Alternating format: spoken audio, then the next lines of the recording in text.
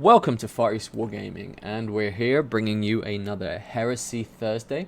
I'm Richard, and once again with me is Jason. Hello, everyone.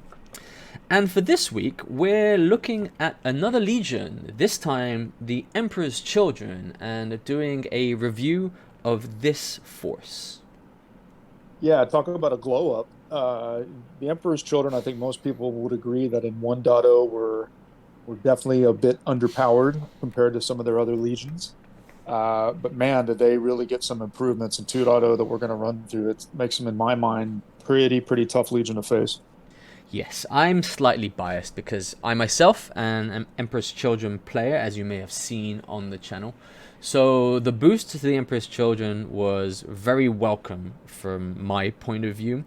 The drop in points, the extra rules, keeping a bit of what was good for the Emperor's Children in Heresy 1.0 and removing some of the downsides in the bringing it into the 2.0 format. I liked it a lot, so let's dive in, shall we? Yeah, and I mean, I think as an Emperor's Children player, you deserved some reward for your perseverance in sticking with them in the first version of the rules. Yeah, and I think this also brings them a lot closer to their fluff as well. Yeah. Well, let's start with how we start with all the Legion reviews. Let's look at their Legion rules. So, like all the Legions, they have a Legion-specific special rule, and this one is called Flawless Execution. And it does build on what we had in Heresy 1.0. When a Emperor's Children unit successfully charges, regardless if it's disordered or not, all of the models attack at one initiative step higher, and any models with the vehicle type unit do their reactions, their shooting reactions, at a ballistic skill of +1.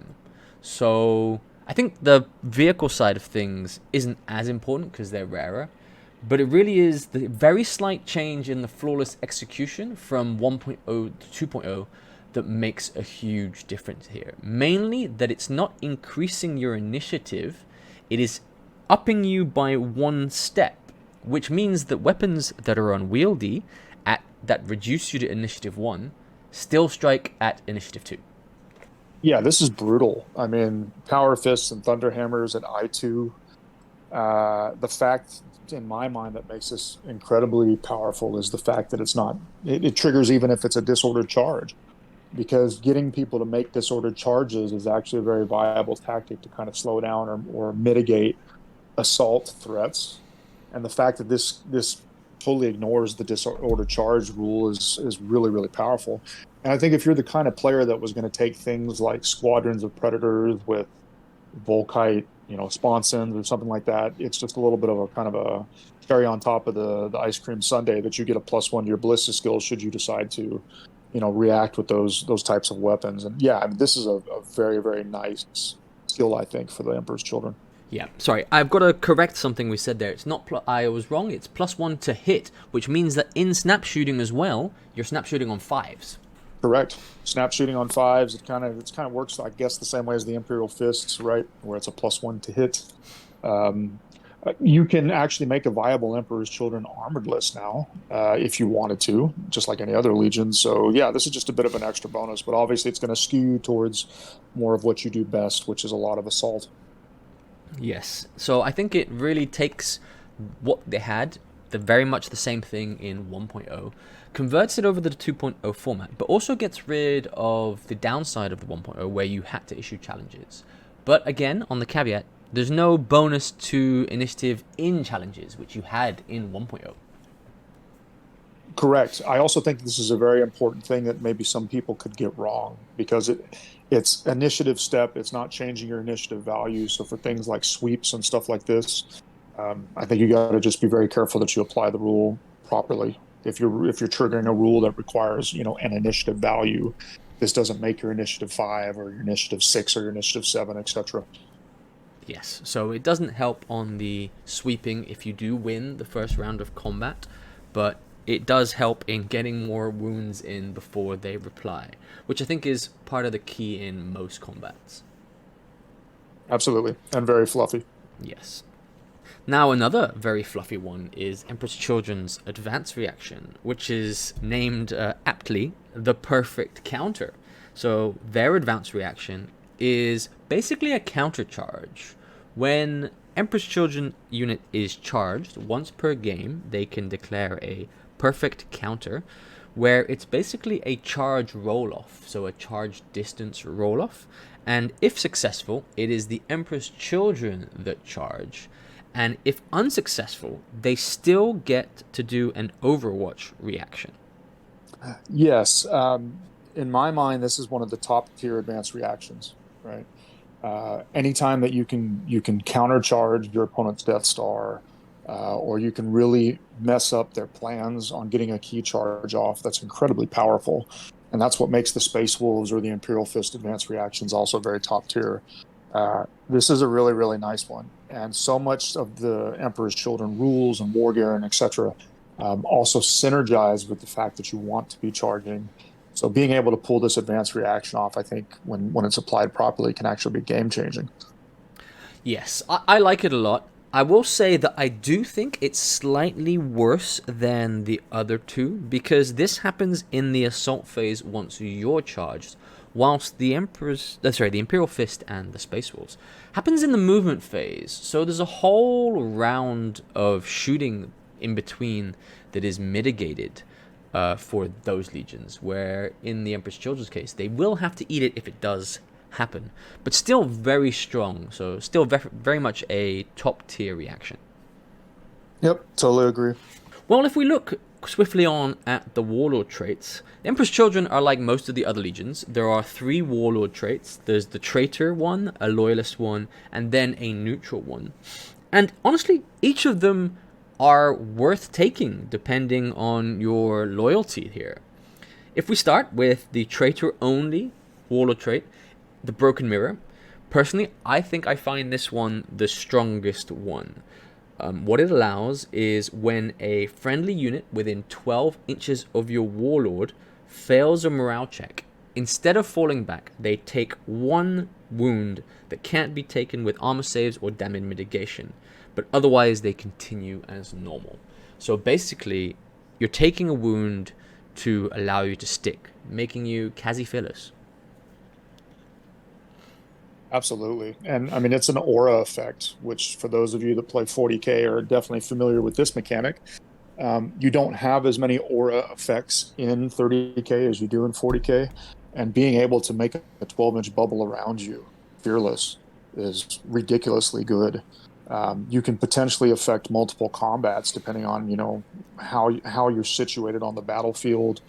It's a very, very strong mechanic, especially with leadership as much more crucial as it is now in 2.0.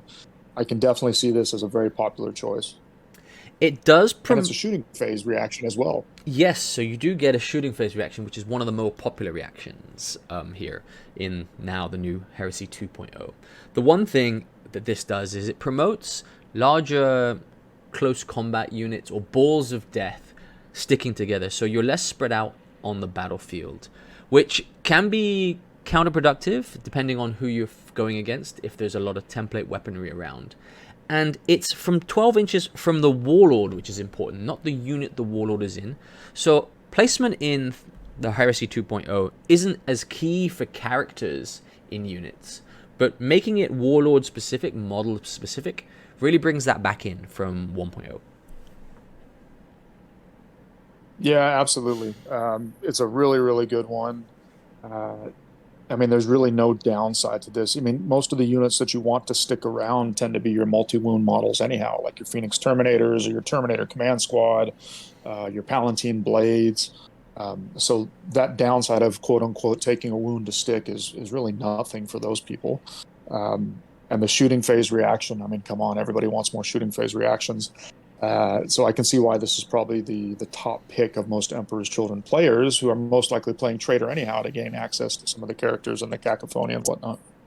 Yes, for the Emperor's Children, we really do benefit from playing the Traitor loyalty. The Loyalist version is fluffy, but there are things that are missed out on, which we'll discuss in just a bit. Okay, so we move on to the Loyalist Warlord trait for the Emperor's Children, which is Martyrs of Istvan. So think about Saul Tarvitz and his boys that fought on the side of the Loyalists. It can only be selected, obviously, by somebody from that allegiance. And the way it reads is a warlord with this trait and all models in the unit that he has joined that have the Emperor's Children special rule get a +1 to hit when locked in combat with an enemy unit that has any version of the Legion Astartes X and the Traitor Allegiance. So basically, you're fighting the traitors. You're going to get +1 to hit. It's not useful, obviously, against Mechanicum or say, Solar Ox or Militia. But this is pretty nasty as well, because if you think about it, your Warlord is always probably hitting most opponents on a 3. If he's with a retinue of a command squad, they're usually hitting on a 3. Now all of a sudden they're all hitting on 2s. That's pretty powerful, and encourages you really to make one of those kinds of Death Stars to really take advantage of this. I think also, you get another reaction in the assault phase. I think assault phase reactions are probably second in my mind of the most useful phase reactions. So yeah, there's a lot of positives to this Warlord trait. I agree. The +1 to hit doesn't increase your weapon skill. It's a +1 to hit, which is more valuable most of the time than a +1 to weapon skill, especially if you've ever got the actual weapon skill mismatch or increase there. But don't forget, it stacks really well with the Emperor's Children's +1 initiative. So even for like units where you're going against other on par weapon skills, and so your Warlord's taking his retinue of Phoenix Terminators with weapon skill 5, those are hitting other elite units on 3+ at a higher initiative on the charge. It's fluffy. It's really the revenge of the traitors. On the traders, not of the traders. Yeah, definitely revenge on the traders. Yeah, I mean, you're right. It synergizes with the Legion rule. It synergizes with, Phoenix weapons that have reach. I mean, there's just a lot of different ways that this synergizes to create a really nasty Death Star that doesn't necessarily have to be as tooled up as, say, other Legions would have to do it, right? Because you just got so many different things stacking one on top of each other. So absolutely a very useful and strong Warlord trait. Yes, when I'm running Loyalist versions of the Emperor's Children, this Martyrs of Istvan is the trait I take majority of the time, unless I'm looking for something with a reaction that's not in the assault phase, which I think might be the only downside of this if you're trying to min-max a list. So if we move on to the last Warlord trait for the Emperor's Children, this is the neutral Warlord trait, and it's called Paragon of Excellence.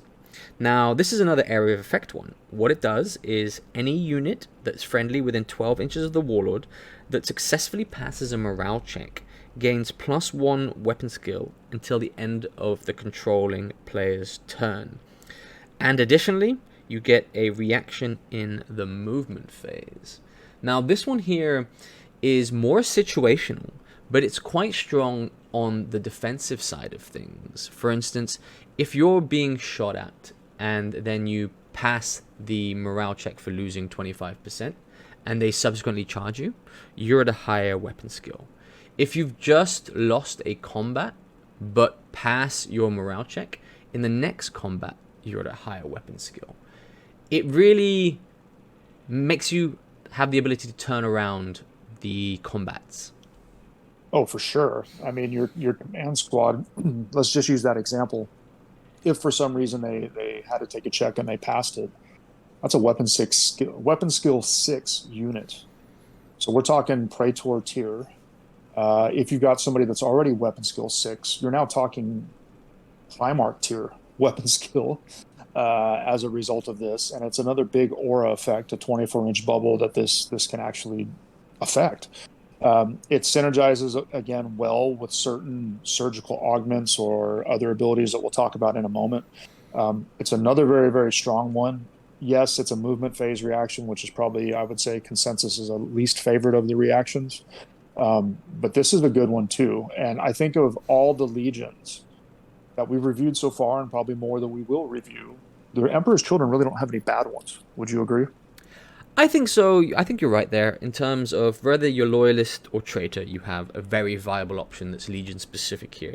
And even for the neutral side of things, this really does rank up with the core Warlord traits, or some of the better core Warlord traits, as a serious consideration.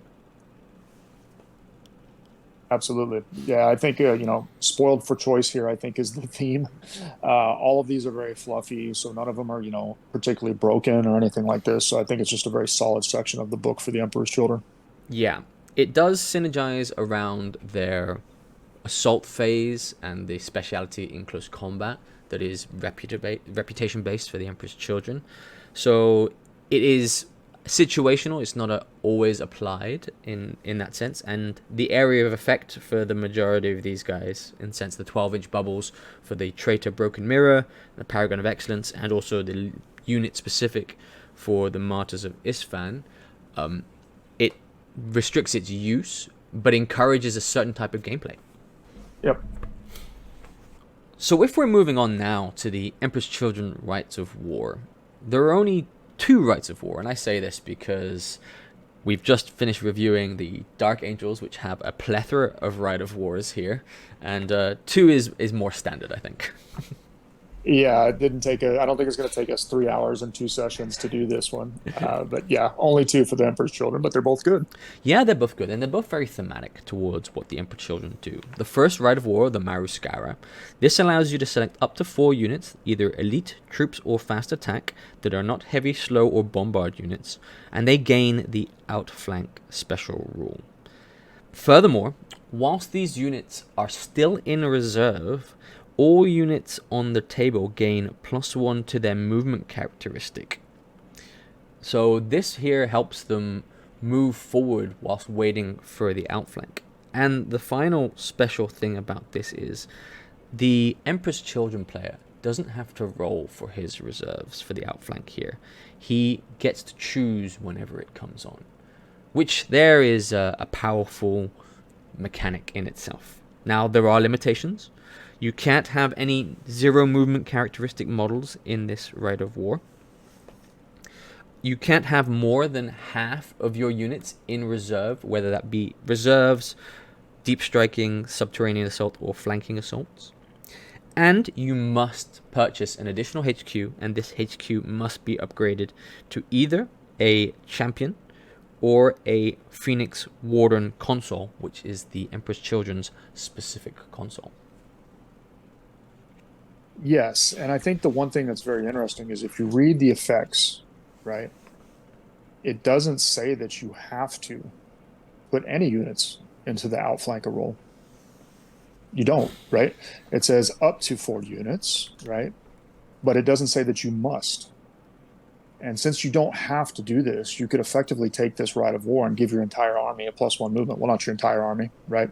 But you could be giving most of your army a +1 movement without actually using the outflank if you don't want to. And I think that's very strong. Now, you are giving up the primary benefit, which is being able to outflank units whenever you choose, and that is very strong, let's face it. But there's actually nothing forcing you to do it. The way the rule is written, I mean, you can see this being very useful. Attack Marines are now movement 8. You're playing Zone Mortalis, and you need to cover the board even quicker. Take this one, and you don't even have to use the outflank if you don't want to. There's lots of use out of this, and I think the limitations are not particularly restrictive. I mean, yes, there's a quote-unquote HQ tax, but I mean, let's face it, a Legion champion or a Phoenix Warden for the Emperor's Children is probably the kind of guy you want to take anyhow, because he's just an absolute blender with all the various Legion rules. Yes, you make a very interesting point about not utilizing the outflank, because in the new 2.0 rules, outflank is actually relatively restricted as compared to what it was in 1.0 because of the requirement to use a token to mark where they're coming in. So it's no longer as much of a gotcha in terms of, do I come in from the left or do I come in from the right? You're not protecting it. You know immediately as the opposition there where you're likely to outflank, so you can set up and move units accordingly. Yeah, and everybody's taking a lot of, well, at least in our meta, everybody's taking a lot of, Auspex or or augury scanners are the different things that allow you to intercept for free. So yes, I mean, outflank isn't as powerful as it used to be, but you still get this inherent bonus to your movement that I think makes this a very, very useful warlord trait. And I don't think the downsides are really any sort of downside at all. Yes, it's also interesting with the latest release of the Zone Mortalis rules.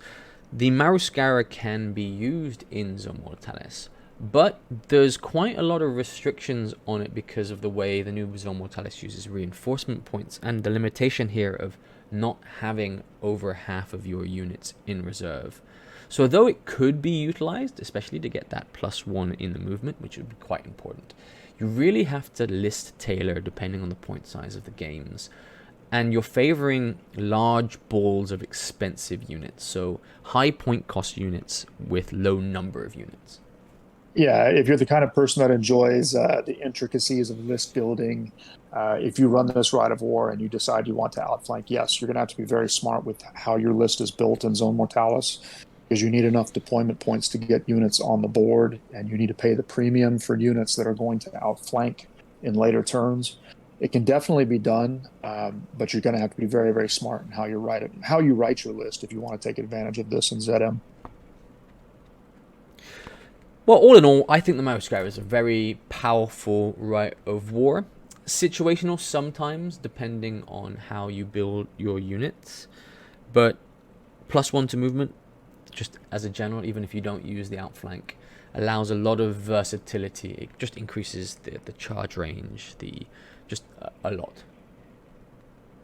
Absolutely. Pack Marines with a +1 to their charge all of a sudden. That's pretty interesting. Just spoilers +1 to their charge. Pretty good. Now, if we look at their second Rite of War, this is one that is thematic because of who it's targeted at. It's a traitors-only Rite of War, and it's called the Third Company Elite. And what this allows is allows the Legion-specific traitor unit, the Cacophony Squads, to be selected as troops choices, and also allows the surgical augments to be bought for the entire unit at 30 points per unit.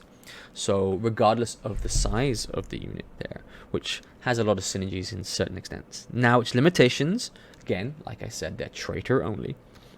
And all of the characters in the army have to take a surgical augment, whether that be included from the purchase for the whole unit or specifically for them, because Emperor's Children characters, regardless of who they are, can take a surgical augment at 20 points there.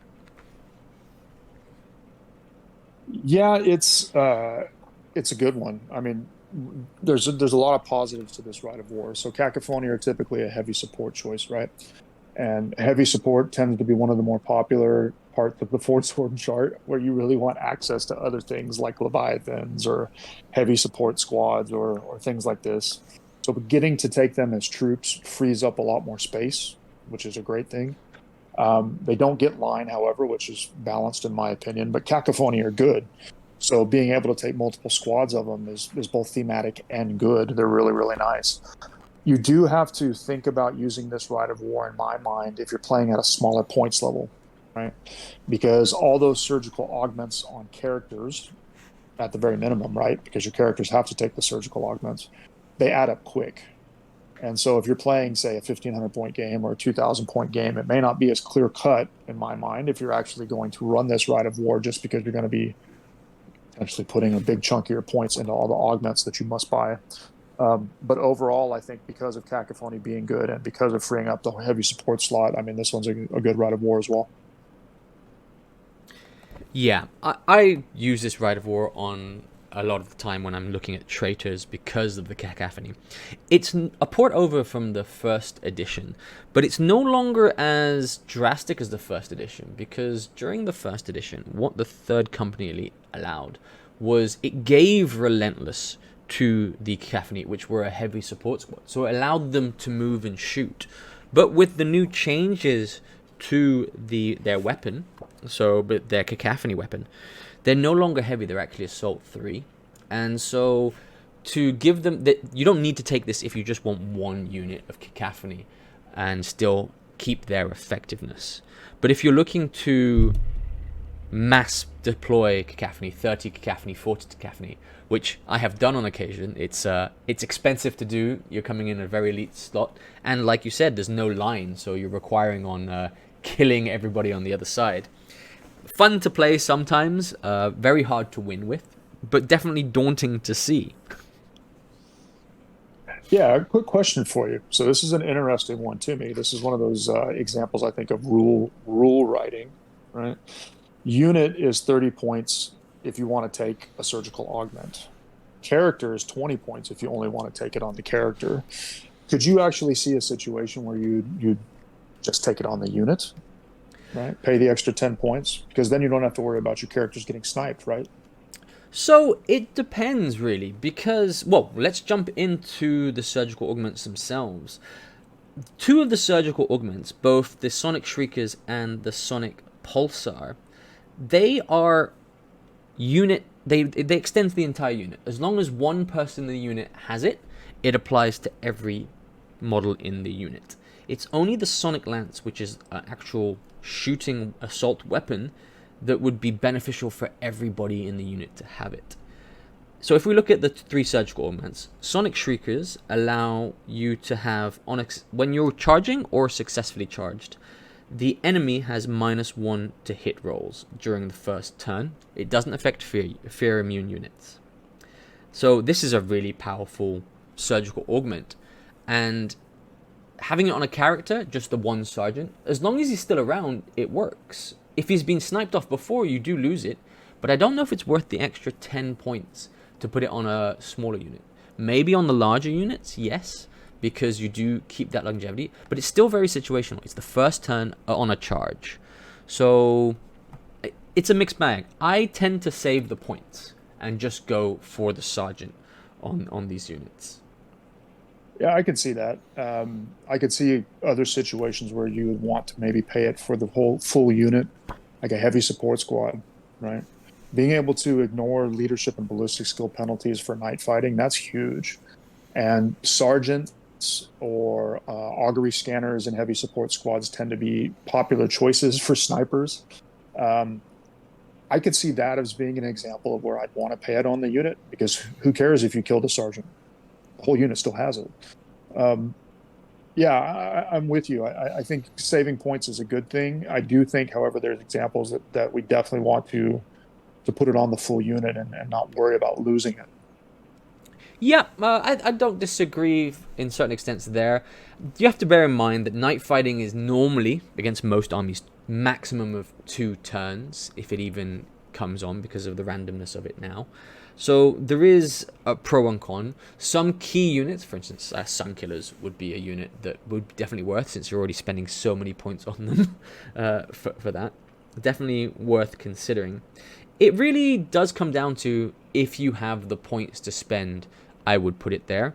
But if I'm looking to save points, and when you're talking about Cacophony, and they're, I think, 250 plus for 10-man units there, you're trying to find points wherever you can in the army, and that extra 10 points does add up across multiple units. Yep, I agree with that. Can definitely agree with that. And I think out of the 3 of the surgical augments, the one that in my mind is the least useful is obviously the Sonic Lance. I can't really think of a single time you'd rather have that versus the Sonic Shriekers, because the Sonic Lance is only a template, so it's a flamer. And you're already wanting to get into combat anyhow. And the Sonic Shriekers, unless you're in a unit or with another model that already has the Sonic Shriekers and you're building your list that way, okay, fine, give one of them the Sonic Lance, whatever. But I mean, it's not that great. It's only strength 2. It does pin. Okay, that's useful. But the breaching 6, you can't really count on that, because, you know, odds are you might be able to force one breach through. The pinning, okay, that's useful. I can see that. But to me, I think it still probably leans more heavily towards Sonic Shriekers on your close in, your close combat guys. Yep, Sonic Shriekers are the way I go for most of my units. I have used Sonic Lances in the past. Sonic Lances are sometimes nice to have on a unit you kind of don't want to get charged, because there's a couple things that it does do. Since it's template, it's using the Wall of Death at 8 inches there. So you're getting D3 for all the models in that unit. And if they do get pinned, that means they don't get the charge off. So there's that always that chance of saving the charge. So I'd say, for instance, a tactical support squad that's that's probably going to die in close combat anyway. Putting Sonic Lances on them would potentially have the benefit. You are fishing for those sixes, but those sixes are killing because it's breaching 6. True. Yeah, that's a good example. Yeah, a very good example. What do you think about the Phoenix pattern power weapons? So these things are the bane of my existence. I think they're so good. Uh, yeah, I mean we've got the new one, which is the Phoenix Rapier. So it's basically a power sword. It's got all the same stats as a power sword, with the exception of Murderous Strike 6 up. Uh, and the things that are usually carrying this are your specialized units and not individual characters. And so when you're just massing fistfuls of dice on the charge, the humble Phoenix Rapier becomes pretty god tier in certain situations. Yeah, I'm a big fan of the Phoenix pattern weapons, and I think they've seen a massive upgrade from the previous edition. Mainly the Phoenix Spear has seen the massive upgrade, because in the previous edition, it was a one-and-done weapon. If you didn't win on the charge, you weren't going to kill with it. Now, it has a chance of killing other Terminators regardless of the turn you're in, just because one, the reach one gives you a higher initiative. The breaching 6+ and murderous strike 6+ is what you're looking at. This is the thing that kills the multi-wound models. So you are fishing for 6s still, but at +2 strength they're still taking saves. These AP2 models, these AV2 models, they're still taking saves, but the 6s are the ones that you look for. And in the games we've played, the 6s are the ones that have mattered when I play. Oh, absolutely. And I think, if we take the Palantine blades, which we'll talk about in a moment, massing anything with Murderous Strike gives you a reliable chance to take down dreadnoughts. And then you combine that with the fact that the Emperor's Children have ways to boost their odds in hitting, either through, Warlord Traits, Legion Trait, etc. A unit of 10 charging a Contemptor has a pretty good chance of actually taking it down. Even charging a Leviathan has a pretty good chance of taking it down, just because of the sheer number of attacks that you can actually get off with these weapons. And you only need like 3 of them. You only need like 3 or 4 Murderous Strikes to sneak their way through. And all of a sudden that walker is dust. And there's very few infantry units that aren't dedicated heavy combat units like Terminators with Thunderhammers or Chain Fists, etc. There's very few units that can actually pull that off. And I think this is a big one for the Emperor's Children. Yeah, for some of their special units, having the ability to have the rapier, especially the Palantine blades there, it really increases the number of attacks and their deadliness. And it's only 5 points, well, in the case of the Palantine blades, but it's a free upgrade for any character that has a power weapon. And yeah, it's an automatic upgrade. If I'm taking a power sword, or if I'm having the option or required to take a power sword for any of my characters, because I'm trying to save points here or there, it's the Phoenix Rapier is the automatic upgrade. Just the fact that I'm getting a Murder Strike 6 means it's more deadly. Because don't forget, a power weapon, you're still looking for that 6 for its breaching there. And yeah, I love them. I love what they've done to them. They've made them so much more useful. And they're such a good looking weapon. Oh, for sure. I mean, they're iconic. And I think that you can even make a case for giving these to everybody that can take them, because powered swords for a lot of like sergeants, for example, are not expensive upgrades. There's really no reason not to give a lot of your characters that in other legions you may not spend the points on, or you may overspend on something like a power fist. There's really no reason not to upgrade them with these kinds of weapons. And, the spoilers come to mind. Assault squads with the ability to spam just lots of attacks. I mean, there's just so many good ways to use these. Yeah.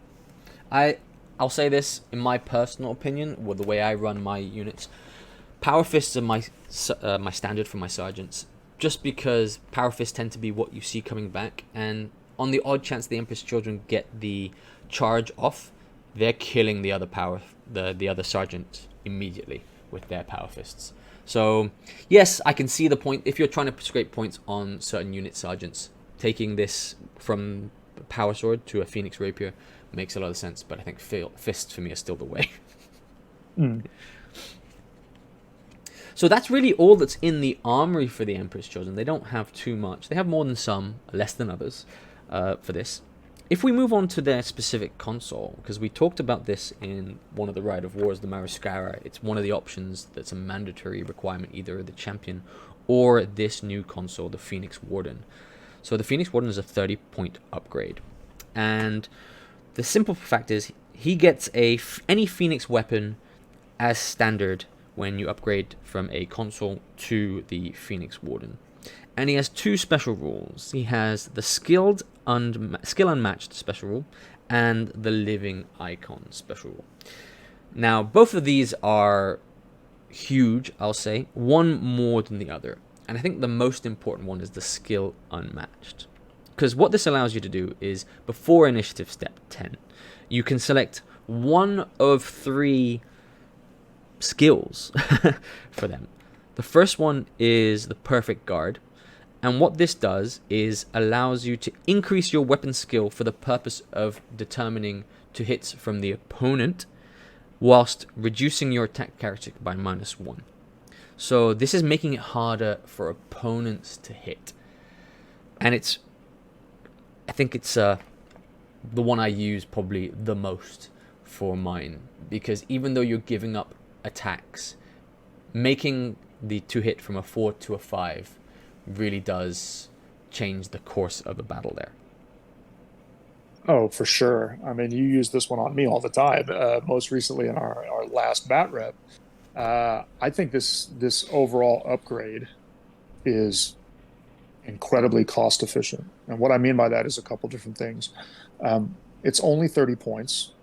You get an Iron Halo. And I think this is very important to note, because normally Centurions have no way to access an Iron Halo. So now your Tartarus Centurion is Praetor level invuln, but he's still in Tartarus armor, which means you can stick him with other units that can sweep, like Phoenix Terminators or a Tartarus command squad. You can get that access to that very important 4-up invuln through this upgrade. And I think for the points, skill unmatched plus the Iron Halo, the Phoenix pattern power weapon is just a bonus. That's very, very cheap for what this does. So I can definitely see this as being the choice versus taking a Legion champion, unless you really want access to a Paragon blade. This is a good one. I think compared to some of the other Legion upgrades of unique Centurion consoles, this one is a really good one.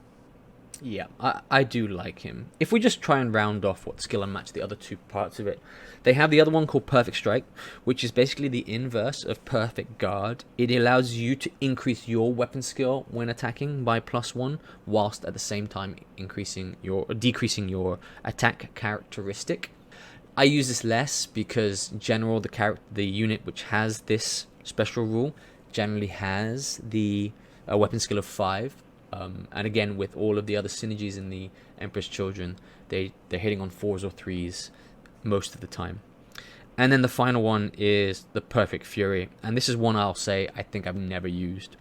What this allows you to do is increase your number of attacks by 1 whilst reducing your weapon skill by 1. And I think this is really targeted when the Phoenix Terminators or any of the units with this skill goes against the more bare bones tactical squads. You're reducing your to hit from a 3 to a 4, but increasing the number of attacks by 1. I'm not honestly sure if the trade-off is worth it there. Well, I think where it synergizes with the Warlord trait, right? Where you get a +1 to hit. Oh, yes. Yeah. Yeah. So there is still, I think, a use for this one. And you're right, you haven't used it very often. And of the 3, this one is probably the lower one.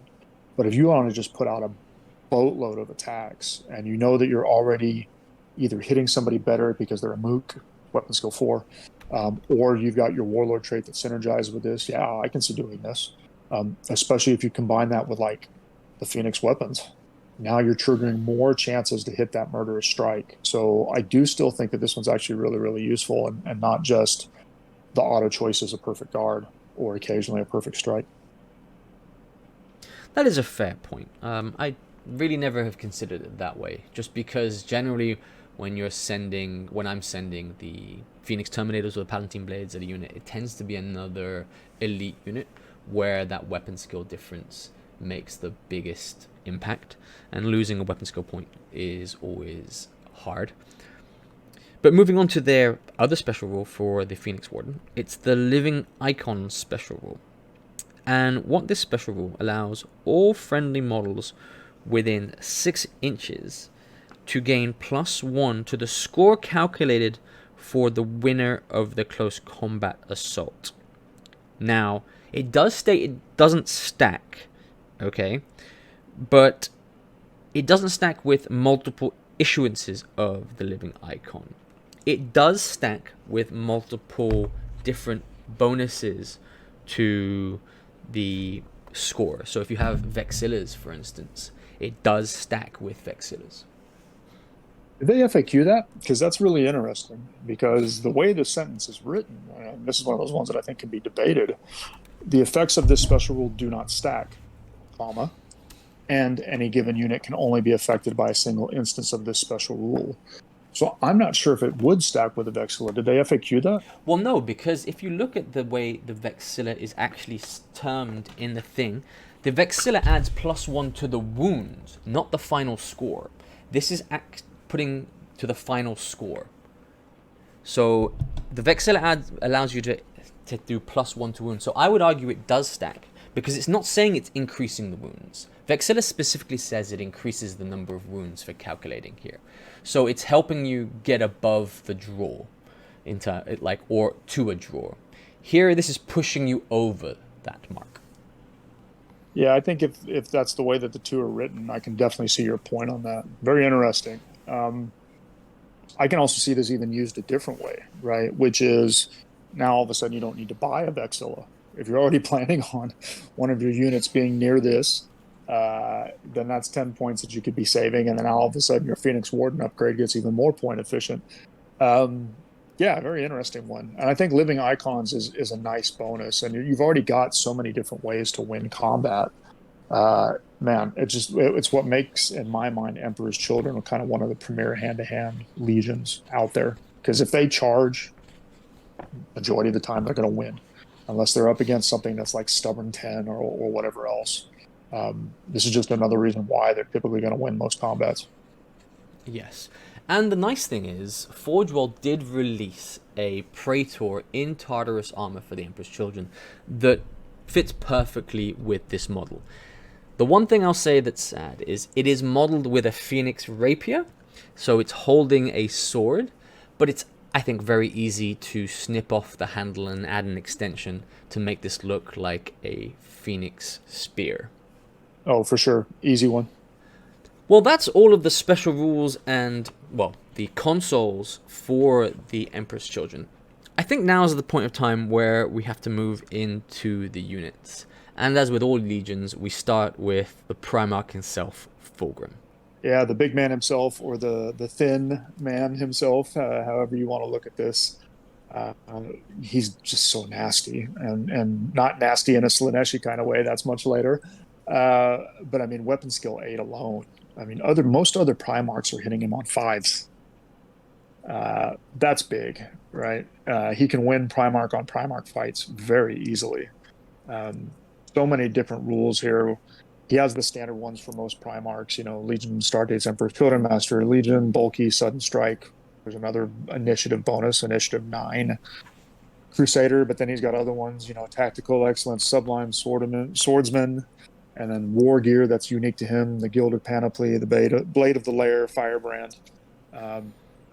Yeah, you don't want to go into hand-to-hand with this guy. And I honestly can't think of very many Primarchs, with the exception of maybe Horus Ascended, maybe Leman Russ, that really want anything to do with fighting him heads up. Yes, look, I agree. He's extremely powerful. He is close combat orientated, as you'd expect. One of the few with weapon skill 8. So he is a top-tier close combat Primarch. And then he also has his Warlord trait, which is the sire of the Emperor's Children. And this is quite a powerful one, because any Emperor's Children within line of sight can use his leadership characteristic of 10 for morale and pinning tests. Also, and this is the biggest part of it, I think, is that any unit within line of sight that is Emperor's Children gains +1 to the wound value used to calculate the combat resolutions in assaults. And this does stack with the living icon because, as we said, it stacks. It's a +1 to wound value, very much like the Vexilla. No, yeah. I mean, your Phoenix Terminators, if they can see Fulgrim, they're winning combat by 2 without even swinging, which is just sick. The line of sight for morale and pinning also can't be underestimated because that's leadership 10, which means, 92% of the time, 93% of the time, you're not going to fail those checks, especially the pinning checks, which can be quite crucial. And I think the last part of his Warlord trait, it is situational, but it's also almost a free throw-in. So he essentially has like 4 different effects, is the first reaction made in each turn by Fulgrim and his unit, should they be the ones issuing a reaction, right? It doesn't use up a point of your allotment. So it's another free reaction. That could be big, right? It allows you to get potentially 2 or 3 shooting reactions, depending on Warlord trait and other combinations. I mean, there's just so many different things that this opens up. 4 different benefits out of his Warlord trait is really, really, really good. I think he is a very strong character. His war gear itself, as you mentioned, he's got the gilded panoply, and that there he's one of the few with a 3+ invulnerable save in melee. So the standard 2+ armor save of all Primarks, but a 3+ invulnerable save in melee and a 4+ against all other types of wounds. So basically shooting there. His survivability is huge. Yeah, a question that comes to my mind as well, all other wounds. I mean, does this also affect, I don't know, what else could this possibly affect? Well, it's a 4-up versus everything else, so just kind of ignore that point. I think you're right. I mean, he's one of the few with a 3-up in melee. Really, really, really good. His next rule about Sublime Swordsman, if he attacks as part of a challenge, he gains an additional number of attacks in which his initiative characteristic is greater than that of his opponent. So the example of initiative 8 versus initiative 5, 3 extra attack, right? But he has sudden strike 1, so that doesn't also give him another attack, right? Wouldn't he be 4-up at that point? You're right, because the sudden strike does increase your initiative. So on the charge, he'd be getting that extra one. And if you look at the other Primarchs, their initiatives aren't 8. I don't think there's many or any with initiative 8. So even against another Primarch, he's getting an extra attack against them. Most are maybe 6 or 7 in terms of their initiatives. Yeah, again, I mean, there's just so few Primarchs that can go toe-to-toe with this guy. Before we even get into his weapons, which just up him even more, he has Tactical Excellence rule, which is once per battle at the start of any phase. Fulgrim's controlling player may declare this rule. Enemy units that attempt to declare a reaction against a move, shooting attack, or charge by Fulgrim and the unit is joined must pass a leadership check. So this is almost like a quasi-pinning, right? Because if Fulgrim and his unit are charging in, then you're going to have to pass a leadership check just to do Overwatch, or just to brace, or just to do any of those things. So that's a pretty nice, I think, extra benefit that he has as well. I like it. It's kind of an intimidation side of things. It's a fluffy version of fear. So to be able to shoot at the Overwatch when Fulgrim is charging you with his retinue of Phoenix Terminators, you have to have some balls of steel. Oh, for sure. I think if you look at his weapons, right, you have a couple different choices. You can either go with the Blade of the Lair, which is strength user, so strength 6, AP2. Melee, Duelist's Edge. There's a nice little bonus in challenges. Fleshbane, so wounding on 2-ups. Mastercrafted, so re-rolling a miss, and it's a specialist weapon, and all of this is at AP2. So all around, very good weapon when you need to wound things quite easily that you wouldn't normally be able to with your strength 6 because of the Fleshbane. So for example, Automata, Walkers, other Primarch. Lots of good reasons why you'd want to use that, or if you want to, you can trade it for Fireblade. Fireblade is strength +1, so now he's strength 7, also AP2, melee, but murderous strike 5-up. Very nice. still mastercrafted and still a specialist weapon. So you really have a lot of flexibility in which weapon you want to give him, depending on kind of what your expected opponents are going to be, which you may not be able to do, obviously, in an event. The event may say that you have to pick one for the duration of the event. But if it doesn't, you can kind of choose which weapon, depending on who you think you're going up against or what you see you're going up against. Yeah, that's an interesting point. Don't forget the Duelist Edge gives you initiative bonus in the challenge, which actually just basically gives Fulgrim another attack. And in regards to the weapons, unlike some of the other Primarchs who have multiple weapons where they're given a choice at the beginning of what they take into battle, here it just says he has both. So he's actually carrying both in battle and can choose which one to use. Or actually, if you think about it, it counts as having 2 specialist weapons. Yeah, absolutely. So lots of good choices here, spoiled for choice. And he's also Fulgrim's only one of the few Primarchs that has a shooting attack. He does have Firebrand. I mean, there's nothing spectacular, but he at least can shoot. It's a 15-inch range, strength 6, AP4, pistol 2, with the Flaggerate, Shred, and Mastercrafted. So it's a good way to maybe plink off a wound or two before he goes in, as if he didn't need more abilities to just deliver wounds home on his target. So yeah, top tier Primarch, but at 425 points, he is pretty pricey. So, and especially if you give him a retinue, because remember, under the new rules, retinues are counted towards the restrictions, the total points that he counts against your 25% mark. He is pricey at 425, but he's probably worth every single point. Yes, that's a very interesting change to the way you count the Primarchs, and it does make you consider how you put him in your Force org chart, whether you're trying to save slots or you're trying to save points, really. Yes. But all Primarchs are now affected by this FAQ ruling, limiting their usefulness in smaller games unless you want to take them as a separate choice and not have a dedicated retinue and a dedicated transport, and you buy those separately. But yeah, again, I mean, his points are on the high end as Primarchs go. Now, if we move on to actually his retinue, the Phoenix retinue, which are the Phoenix Terminator squad. So they're 200 points for 5 models in Tartarus armor. And their special rules, the key ones, are the skill unmatched and live in icon. The very same special rules we saw on the Phoenix Warden there. Their weapons profile is basically weapon skill 5. 2 attacks, 3 for the champion there. So pretty standard for most elite Terminators. And they can have a surgical augment for the entire unit at 25 points, which is 5 points cheaper than what we saw in the specific Riot of War for a unit at 30 points. And they all come equipped with Phoenix Spears, which, as we discussed just now, makes them very deadly because of the higher initiative and the murderous strike. Oh, I mean, a regular Terminator squad is 175 points bare bones, right? So to get those special rules of skill unmatched and living icons, you're only paying a 25-point premium. You get the discounted surgical augment should you want it. Yeah, I think a regular Terminator squad might even be 150. It just depends on which pattern you're taking and what upgrades. But I mean, I think the point remains that these are very cheap for the special rules and the special weapons that you get. So, like many other Legion-specific Terminators, they're weapon skill 5, 2 attacks, 2 wounds, so that's pretty standard. But as we've talked about before, the various rules for the Emperor's Children means these Terminators on the charge are going to massacre almost anything that you point them at, right? Because they're going to be striking first, potentially hitting better, these kinds of things. And I mean, even to add another 5 Terminators is only 35 points each.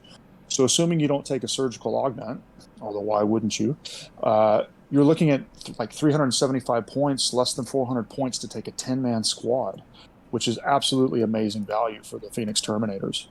I do, of course, recommend taking the surgical augment because of the benefits that we talked about before, but still, 10-man squad, not an expensive choice compared to some of the other Legion-specific Terminators. Would you agree? I think they've got a massive bump up from the previous edition, just in terms of points and their survivability. One thing you have to remember as well that's quite key for these guys is that every single model is a character. So you can play with this wound allocation mechanic that we currently have. So a bit gamey, but it gives them a lot of survivability. Yeah, I totally agree. And I think actually they kind of need that because to your point about survivability, I mean, they are only in Tartarus armor, which does let them sweep, which let's face it, most combats where you charge, you're either going to destroy or probably sweep. But you're only going to have that 5 up invuln. So maybe that's the reason why they gave them the character rule as well to bump up the survivability a little bit. Another key point to take into mind is they are a retinue, and unlike other Terminator retinues, for instance, the Dark Angels, these guys can select to have one of them, the Sergeant, upgrade their Phoenix Terminator to have the Legion Standard, and it's only 15 extra points. He does retain his Phoenix Rapier, though. Yeah, it's a good point. The only other way that you usually get access to the Legion Standard is through a dedicated command squad, if you wanted to take just a special command squad as your retinue. But again, with all the bonuses that you get with these versus regular Terminator command squad, that's a nice little touch as well. And to your point, not every retinue gets this rule. So really, really a nice squad. They definitely needed a change compared to 1.0, where they were just not where they needed to be. So I see this in pretty much every single EC list. Yeah, in 1.0, they required you to get the charge off to even be effective, and if you didn't win in the first turn, you were going to die in the subsequent turns. Here, even though the charge is quite vital, the automatic initiative bonus from the Reach 1, and also the rending capability, sorry, the breaching capability with Murderous Strike there, allows them just so much more longevity, and you can throw them at more units knowing that they have a higher likelihood of surviving.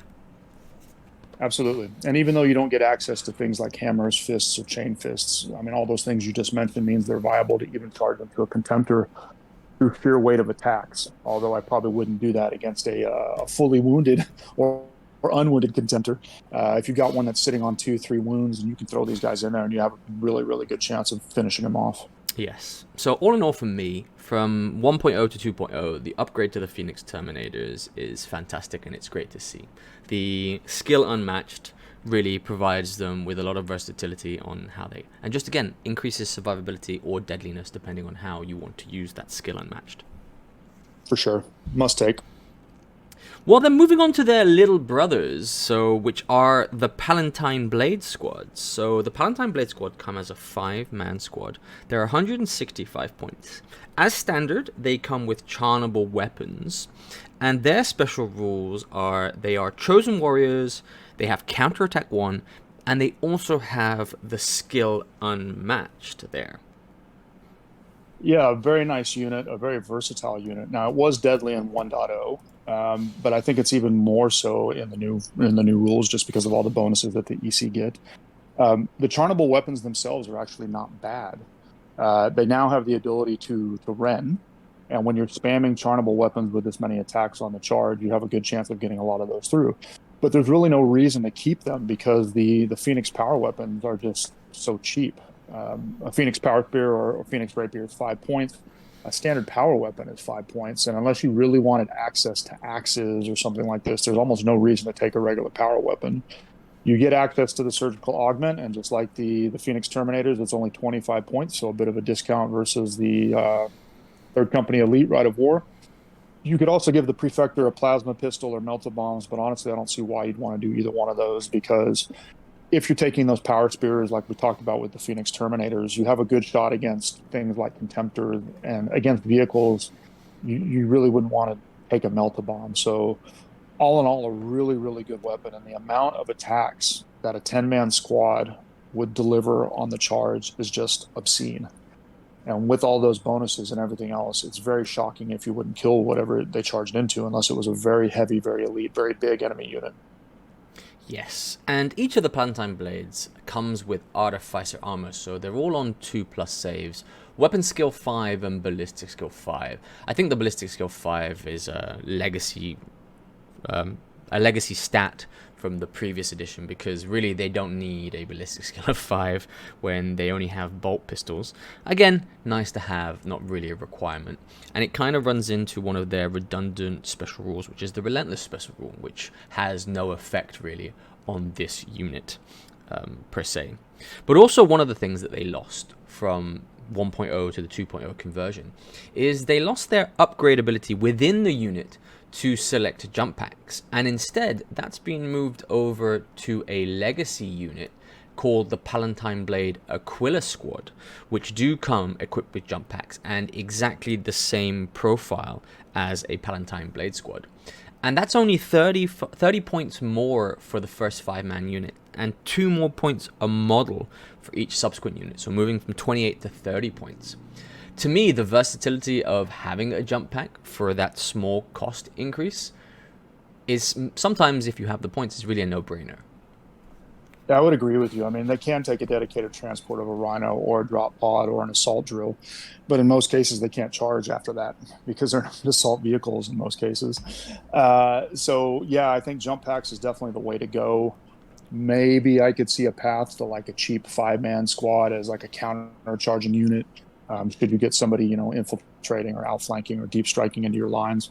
But in most cases, you want to play very offensive with these, and I think the jump packs is definitely the right way to go. Yeah, even with the now prevalence of Interceptor in 2.0, it's still viable to have jump packs, either for the deep strike or just in general for the maneuverability that you provide for them.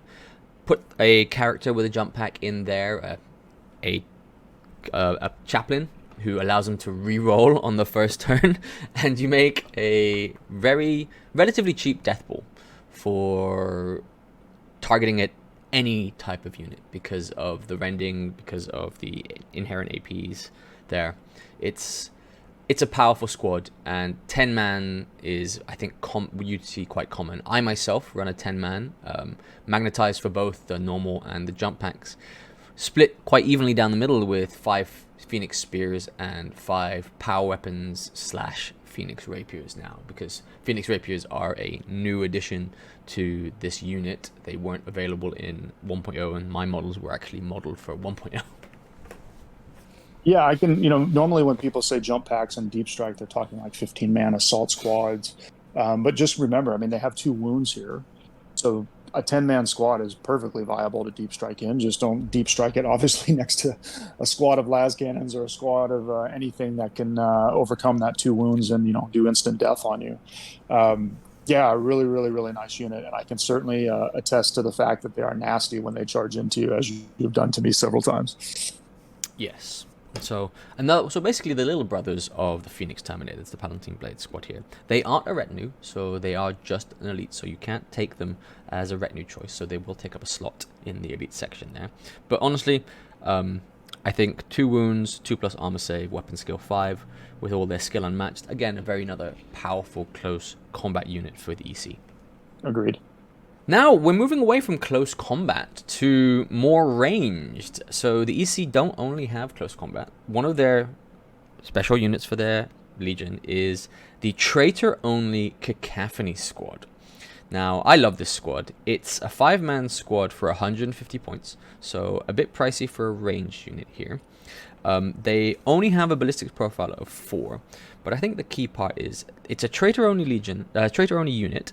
It's fearless, which is a big thing in Heresy, and I think it's their cacophony weapon that comes into play the most. Totally agree. And this squad is the single-handed reason why most EC players can forget about taking Heavy Bolter or possibly even Volkite Culverin heavy support squads. Because for Heavy Bolters, the cacophony weapon is better. It's the same range. It's 36 inches. It's strength 6 versus strength 5, AP 5. But it's assault 3. It can move and it can shoot. So when they can move 7 inches and they have a range of 36, they effectively have a 43-inch range, which outranges the Heavy Bolter. Now, it does get hot, but in return, it does cause pinning. It does do shell shock, and it has deflagrate. So this is why I say even Volkite Culverins are a bit of a toss-up, because the Volkite Culverin heavy support squad has a range of 42 inches, but the cacophony moving and shooting is 43 inches, so it actually slightly outranges them. It's assault 3, meaning it can move and shoot, versus the heavy 5 of the Culverin. It's a really, really, really nice weapon. And the mechanic from 1.0 to 2.0 did change, because in 1.0 it could force checks, and then if you failed those leadership checks, you were basically taking wounds without saves. In return, you got deflagrate, so you could say it's slightly less killy. But in 1.0, you had to take the 3rd Company Elite to actually make these things able to move and shoot. And probably the other thing that's really nice about it is you can add another 5 to make it a 10-man squad. You can put the Artificer armor on the Orchestrator. Probably the only downside that I can really think about is you do lose access to augury scanners, Nuncio Vox, if you plan on using your heavy support squads that way. But for the extra rules that you get on this unit, it's really, really nice. And I think it's another very points efficient unit for the EC. Yes, I like the way they've upgraded the Cacophony weapon and the unit from 1.0 to 2.0, because in the past they were a heavy 2, and the only way you could do the move and shoot was to take Third Company Elite, which gave them the Relentless special rule. Here now, allowing it Assault 2 means that you can even use this in a non-Third Company Elite army, whereas in the past, Cacophony really could only be effectively used in a Third Company Elite force. Now, why wouldn't you use them in a Third Company Elite force? Because they become troops. They're very expensive. A fully kitted out squad of 10 men with the Artificer armor is 285 points just there. And you have to really mandatorily put a apothecary just because of the gets hot factor. You're rolling for each guy 3 dice and I say fishing not for ones, but they invariably crop up. And I myself have seen this double-edged sword come beneficial and not, to be honest. Some games I've lost more units than I've killed myself. Some games I've never rolled a 1 or saved all my saves. But the apothecary really is the saving grace.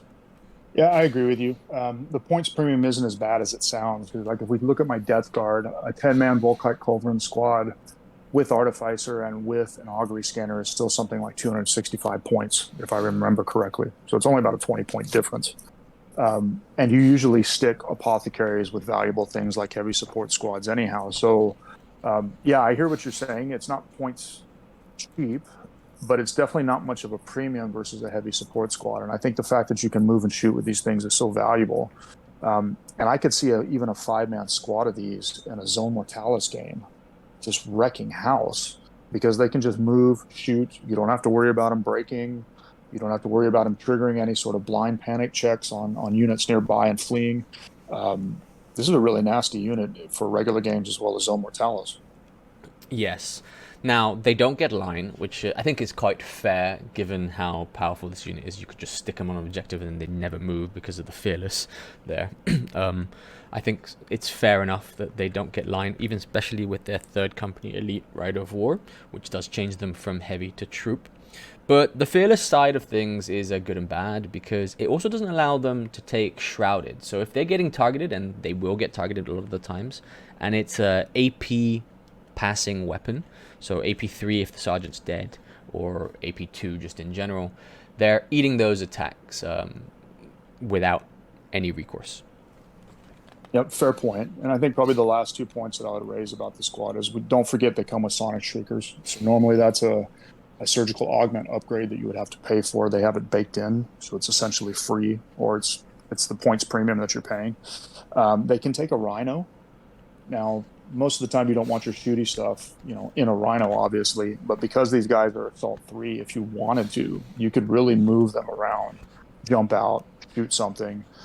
You do have a bit of extra mobility with them that you also don't have with heavy support squads. So all in all, a very, very good choice and a very fluffy one for the EC. I'm glad to see that they got a bit of a glow up. Yeah, I personally would never take them in a dedicated transport. But the Sonic Shriekers are nice to have, but it's really a last resort. You don't want these guys in close combat. True, very true.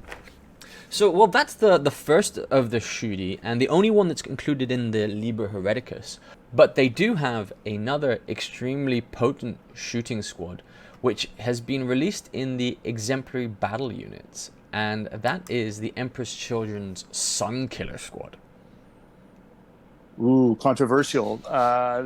And I say controversial because there's a lot of debate on whether or not they're OP. I personally don't think that they're OP, but they have a lot of very, very good rules. I mean, they're Ballistic Skill 5, hitting on 2s.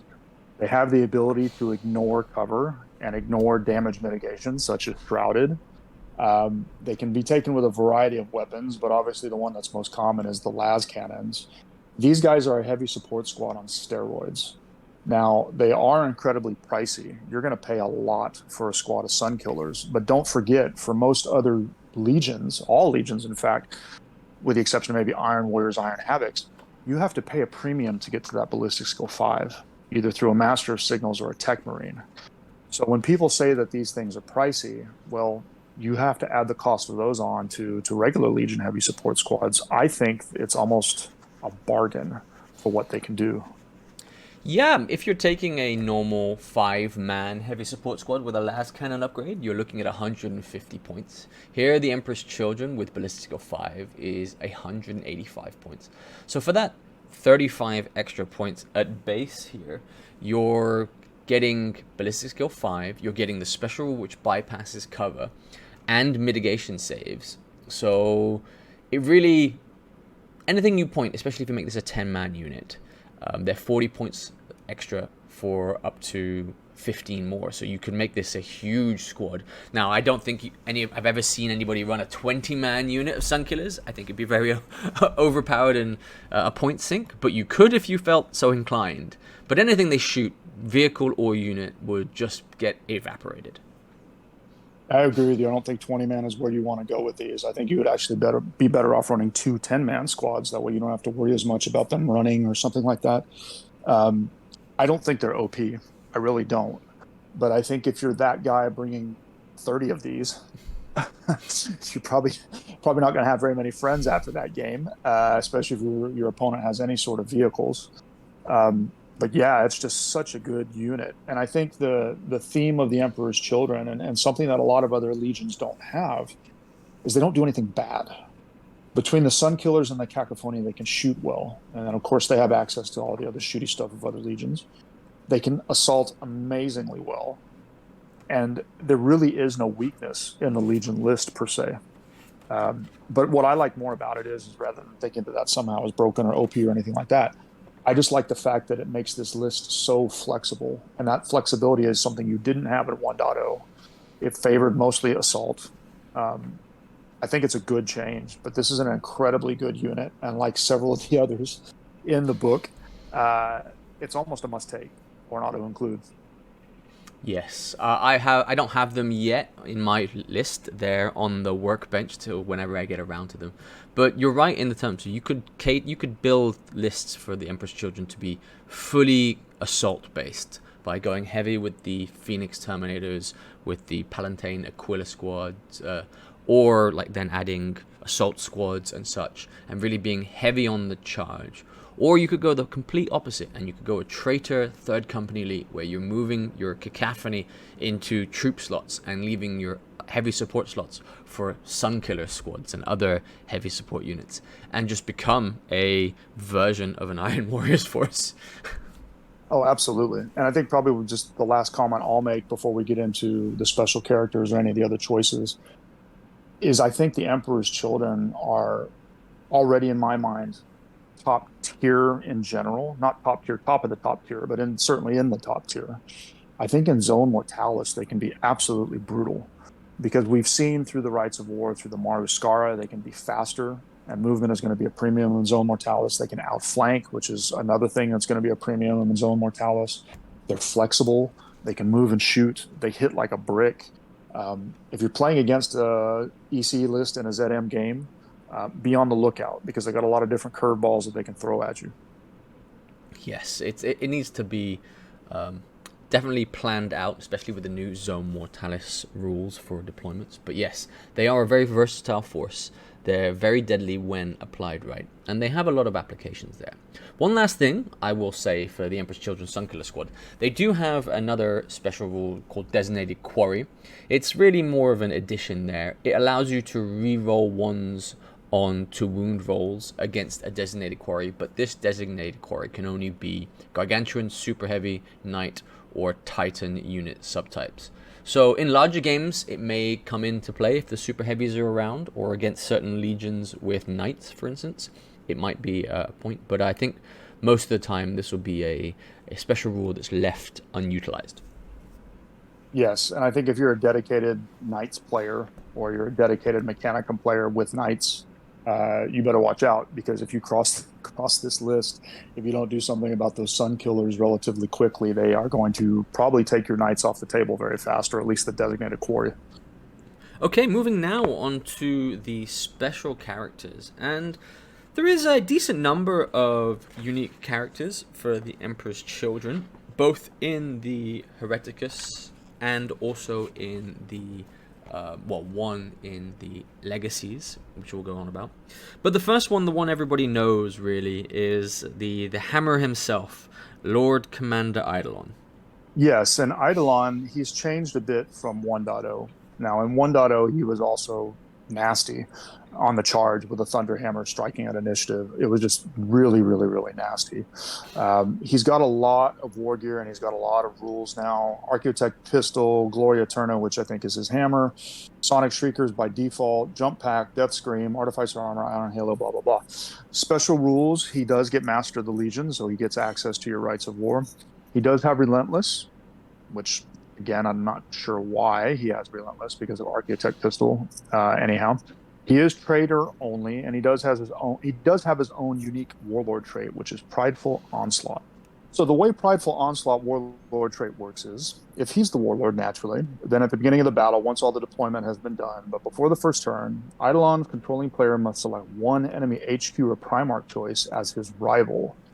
In that particular case, Commander Eidolon and any unit he's joined gain a bonus of +1 to all 2 hit rolls against the rival unit. And if the rival unit is part of an enemy shooting attack or combat that results in a friendly unit being entirely removed as casualties or falling back, then Eidolon and any unit he has joined also gain a +1 to wound rolls against the rival unit for the remainder of the battle. So this is essentially preferred enemy against a designated unit. It does stack with some of the Emperor's Children other rules, making it even more deadly with Eidolon and his unit that he's joined. A really, really nice Warlord trait. I would say it's not top tier Warlord trait because it is against only one designated unit, but it can be really, really powerful if you point him in the right direction. And probably the last thing that also makes this a very good Warlord trait is he can do reactions, but those reactions can only be against the rival unit. But the first such reaction each turn is free. Right? So if you position him properly to declare a reaction of any sort against the rival unit, you don't have to pay any points for it. So that's a bonus. So all in all, it's a very, very nice Warlord trait, and it just makes him even more killy against the designated target, which, let's face it, it's almost always going to be your enemy's Warlord and whoever he's with. Yep, he's hunting really the other enemy warlord. He comes with a Warhawk jump pack, so you're moving around the table. To really work, he has to be put with another jump pack squad, so that's either an assault squad or the Legacy Palantine Blade Aquila squad with their jump packs to take advantage of that. And the nice thing is he's kept his special hammer now, the Glory of Eterna. It's still the exact same Thunder Hammer everybody else gets, except it is mastercrafted and has Thunderous Charge. All Thunderous Charge really means, I say all, is that on the charge, if it's successful, he ignores Unwieldy. So he's coming basically with a Strength 8, AP 2 attack on the charge at initiative. In a challenge, let alone coming in. He's got Initiative 5, so on the charge, you're talking about Initiative 6. That's before most things here. He's wiping out whatever you put him at. Yes, and I mean, if you think about his weapon skill, for example, his weapon skill 6, and with his Warlord trait, I mean, in most cases, anything at his weapon skill, at worst, he's hitting on a 3. Anything below him, he's hitting on a 2. Even against a Primark, he's hitting at worst on a 4, right? Weapon skill 7, weapon skill 8, Primark. Normally he would need a 5, but because of the Warlord trait, he needs a 4. And then because of the other rules that you can potentially get out of the EC, he could even be hitting a Primark on a 3, which is just ridiculous, right? So he can go kill pretty much anything. He can go kill Contemptors. Now, you could use the Blade of Wounds, obviously, with whoever's with him, but most cases, he's going to kill Contemptors. He has a good shot at doing serious damage to a Leviathan, being able to hit on, a good result and wounding on a 4, right? Strength 8 versus Toughness 8. Yeah, he's nasty. And kind of just the icing on the cake, he does have a Death Scream, which is it's a Xenos implant. It's a weapon type. It's a template, so it's like a flamer. It's only strength 2, but it's assault 1, rending 6, and pinning. So a bit of a bonus if you get close enough. You can actually pin your target unit as well, as if you needed any more advantages to charging in there. But you do have the ability to pin, which can be big in the right situation. Yeah, it's the death screen is basically a Sonic Lance that's included with him because it has the exact same profile and rules as the Sonic Lance Strength 2 template, Assault 1 rending and pinning there. Nice to have, again, situational at best in this, and it's to try and really, like the Sonic Lance, stop somebody charging you by getting the odd chance of a pinning on them when they're charging, so you can charge and take advantage of your Thunder's charge with the hammer. Yes, a very good guy. He was good before. He's still good, if not even better, with all the different rules interactions. I can see this as a very popular choice for most Emperor's Children lists, unless you want access to the other Warlord traits or you want access to, say, multiple shooting reactions. Those are the only situations I can think of where you would take something else versus Eidolon.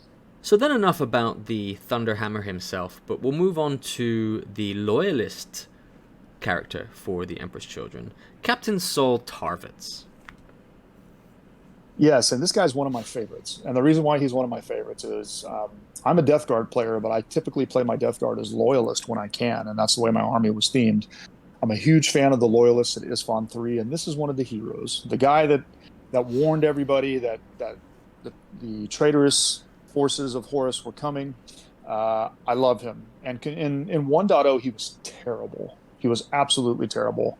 He's really good now in 2.0. And what makes him good? Well, he's got weapon skill 6, ballistic skill 5, all the standard stats of a Praetor. He's got a built-in save of 2+. He used to have a 3+. Carnival Broadsword, mastercrafted Nemesis Bolter, which, don't forget, is essentially a sniper weapon. Artificer Armor, Iron Halo.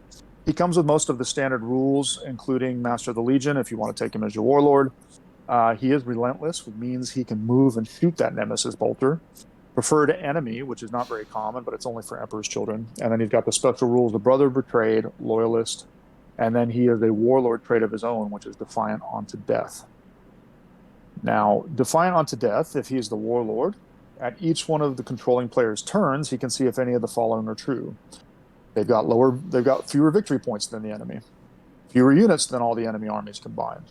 Tarvitz is within 6 inches of an objective, or Tarvitz and any unit he has joined in combat with outnumbers Tarvitz's unit. So if any of those conditions come into play, then Tarvitz and any friendly units with at least one model within 12 inches gain Fearless. That's massive. That's a 12-inch, well, technically it's a 24-inch Fearless bubble around Tarvitz if any of those conditions are true. And if you're actually smart, you can make sure that this happens automatically. Because if you take a relatively small force, it's pretty much guaranteed that you're going to have fewer units on the battlefield than your enemy. And you're going to give this massive bubble of fearlessness. Very, very nice. You could actually make him sit in your back lines with that Nemesis Bolter if you wanted to, triggering Fearless. And you could even build a very shooty list with this guy if you wanted to. But as you can see through his other rules, he's also not too shabby in hand-to-hand. Yeah, I like Saul Tarvitz, especially in his upgrade. It's very lore appropriate in terms of the last stand against the Emperor's Children here. He's up against it in the Isfahan 3. And it's just basically allowing you to give some longevity to your forces. Now, the Fearless applies to all the time, but I think the one that applies most, or is applicable most, is a Brother Betrayed, which is a special rule for against the Emperor's Children. And this here is huge, because if Saul Tarvitz is in close combat with a traitor Emperor's Children force, he gains +1 weapon skill, +1 strength, and +1 toughness. Now, +1 toughness, I think, is the biggest thing, because this is getting rid of instant death. Yes, and it means that he could absorb a charge from somebody like Eidolon, for example, right? He doesn't have to worry about getting instant killed. This is really, really situational. Obviously, you're going to be not playing so many EC versus EC battles, but if you do, it's a nice little bonus. If he also does results in combat, right, the second half of the rule, if an Emperor's Children unit is removed as a casualty while locked in combat with Tarvitz or his unit, you get a bonus victory point. Very nice. If it happens to be Captain Lucius, it's +2. But again, that's so situational, but it's very fluffy and it's very lore appropriate. But I think the other thing that's really nice is his weapon has got to change. The Tarnable Broadsword, +2 strength, which is better than a Paragon Blade. It's rending 4 up. Very nice. Duelist Edge 2, which means in challenges, his initiative is off the charts. It is two-handed and it is master crafted. So he's also a very, very good hand-to-hand character, and he's very versatile, like a lot of the rest of the EC list. And you get all of this for the low, low price of only 155 points. So again, probably a pretty popular choice for Loyalist EC forces. Yeah, the Charnable Broadsword is a nice thing. It's can be hit and miss because it has no AP, so it's requiring on the 4+ rending, and at +2 strength, you're generally wounding on 2s, but you're really giving everybody their save on anything other than a 4+. But I think you're putting him in the challenge because initiative 7 for in a challenge there, you're going before anything else. You're going even before Eidolon because of the Duelist Edge. Yes, yes, I agree with you. I mean, you're relying on the rending 4 up, but let's face it, on the charge in a challenge, he's going to be getting 5 attacks. He's going to be hitting with most of those, and he has a 50-50 chance on any 2 wound roll of triggering the AP2. Yeah, really, really nice. And I think the points is really, really well costed. The last thing we didn't mention, actually, or I didn't mention out of the Warlord trait, is he gets a bonus in the shooting phase, which is always nice, bonus reaction. Yeah, very, very fluffy choice, made much better in 2.0. I like him a lot. He's one of my faves. Yeah, I think he's fluffy, and he has a nice model now as well. Well, then if we move on to his arch rival, his brother and then betrayer, Captain Lucius, the Faultless Blade, the captain of the 13th Company. Yes, he's another Praetor tier character, but he does have a couple differences. He's weapon skill 7, which is higher than a Praetor, which is essentially almost Primark tier. It's better than some Primarks. Propkoff, Lorgar. Initiative 6, 4 attacks, leadership 10, 2 up saves. So pretty standard. Comes with a lot of war gear. Bolt pistol 19, Blade of the Lair, Artificer armor, Iron Halo. Special rules, there's a ton of these as well. Master the Legion, so once again, unlocking Rights of War. Independent character, Relentless. Preferred enemy independent characters. So where Tarvitz was only EC, he's preferred enemy independent character, which is nice. Precision strikes 3 up. Very, very nice. Stubborn, Supreme Duelist, Traitor. And he has his own Warlord trait, the Blade alone. He can also take Sonic Shriekers, and he can also exchange his Blade of the Lair for a regular close combat weapon. But why the heck you would want to do that, I have no idea whatsoever. But for his Warlord trait, it's called the Blade alone. If the Warlord has this trait, then no other models may use his leadership regardless of other rules. So that's a bit of a downside. He can't share his leadership. However, whenever Captain Lucius is engaged in a challenge, all friendly models in the same unit gain the Fearless special rule. And the first reaction made each game turn by Captain Lucius and any unit he has joined does not use up a point of the controlling player's reaction allotment. So we've seen that mechanic as well with Eidolon, where it only affects in a certain situation. Yeah, gaining Fearless, because I mean, with all of his rules and his weapons, you want this character issuing challenges anyhow. So for all intents and purposes, he and whatever unit he's with are going to be really, really hard to move because he's stubborn 10 even without the Fearless.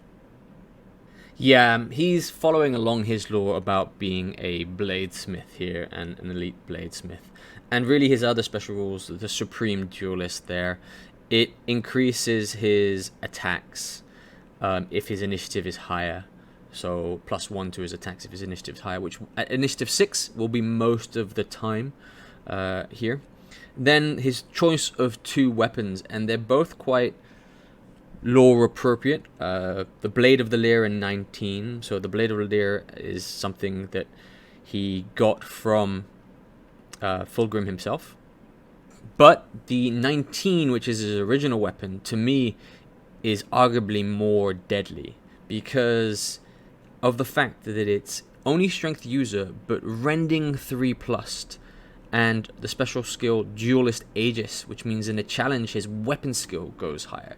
So from weapon skill 7 to weapon skill 8 in a challenge, rending 3+, murder strike 6, with 4 attacks base here, he's on the same level as a Primark in combat.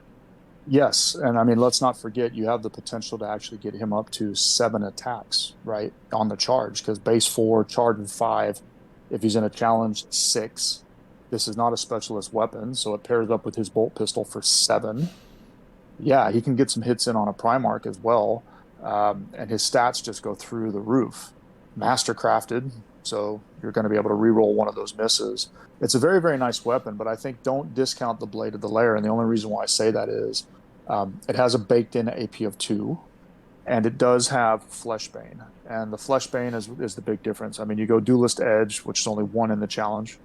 It is a specialist weapon, so you lose an attack. You don't get to pair it with the pistol, but it is mastercrafted.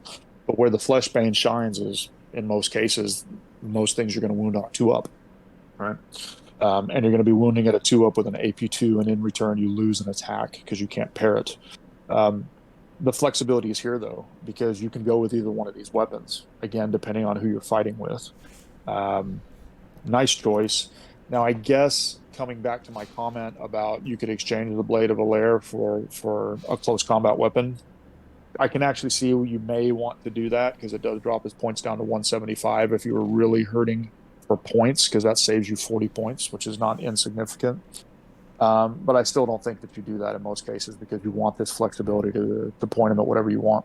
Yeah, the option has to be chosen, especially if he is with Fulgrim, because that blade isn't held by Lucius, will be held by the Primark at that point in time. So that's kind of why you drop the points from 215 to 175 there. And again, if you are looking to skimp on some points, 19, the blade there, is more than adequate for most situations. Yes, absolutely.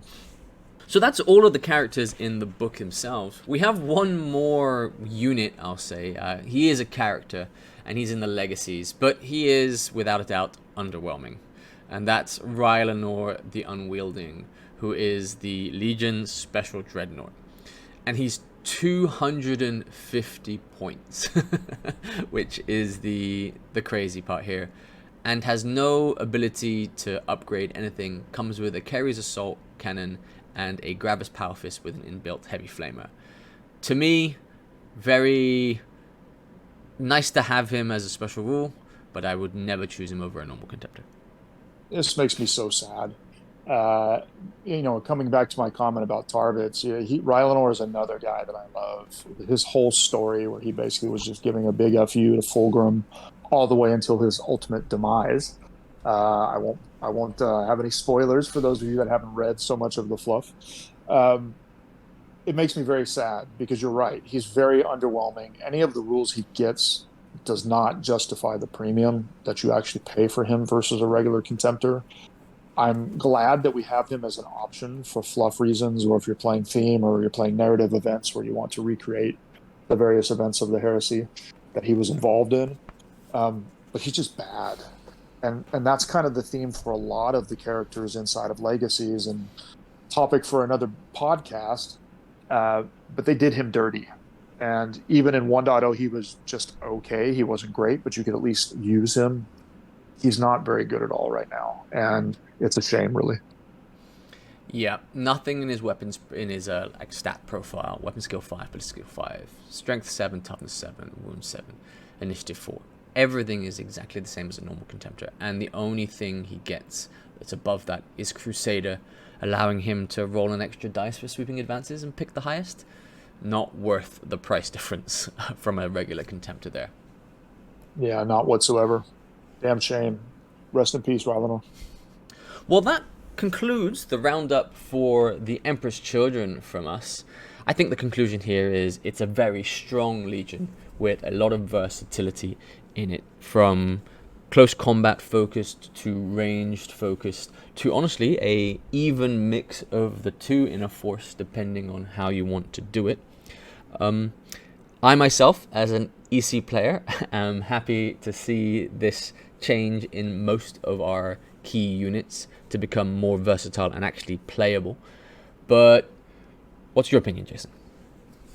I think it's a top tier list. I mean, I don't think it's debatable as far as whether or not it's top tier. I think it's broken? No. Do I think it's the best Legion in the game? No. But I also think that the long-suffering EC players, such as yourself and others, deserve to have this kind of change happen to their Legion. Because, again, it was probably considered bottom tier, bottom mid-tier in 1.0. You're right. It's just supremely flexible. It does everything very well. It has a lot of good characters. It has no bad warlord traits, no bad rights of war. It's a great, great list, and it's a beautiful list as well from a hobby perspective. So, yeah, I'm with you. Very strong, and it's actually fun to play against, to be honest with you, because even though it's strong, it does play to the fluff. It does look nice. Um, yeah, I mean, I have really no bad things to say about EC other than what they did to Rylance. Yep, so in conclusion, if you're looking to start the Horus Heresy and you're looking for something in purple and pink and looking for versatility, Emperor's Children might be the faction for you. Yeah, absolutely. And you have a lot of other options besides pink and purple. We see Inductile with black. So you have different ways to make your force look really, really beautiful. And there's a ton of shades of purple that you can work with. So it's also a great army from a hobbying perspective. Well, from us at Far East Wargaming, thank you for tuning in if you stayed to the very end here. If you enjoyed what we're doing here, please feel free to like and subscribe to our channel. It really helps us grow to be able to bring you more of these podcasts and battle reports and such. Yeah, and don't be afraid to leave the comments as well. I promise you, we actually read them and we respond. And it's your comments and your feedback that help us get better and also keep us motivated. So thanks for that. Well, that concludes our Heresy Thursday this week. We'll be back next week for another Heresy Thursday, so please stay tuned. Thanks for tuning in. From me, Richard, I'll see you next week. And as always, happy wargaming.